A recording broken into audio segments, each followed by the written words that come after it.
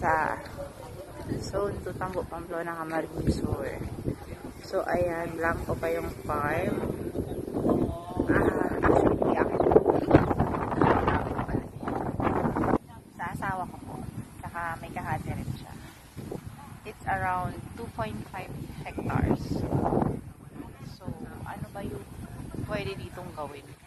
Wala pa po kasi kaming maisip na negosyo. Anything. Pero doon sa nakikita nyo, ano siya,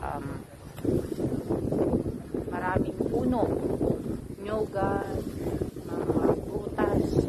Pero ito bakante. So, marami pang pumapasok na tayo. Nagsasakit. Makain na.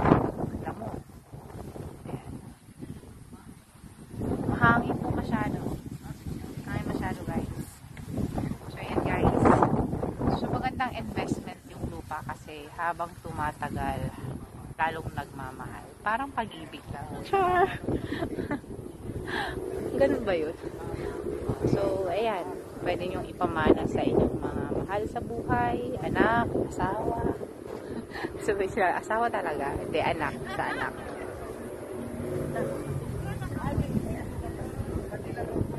Bye, guys. Ayan. So, a good investment to start. Please like, comment, and subscribe to my channel. Bye-bye.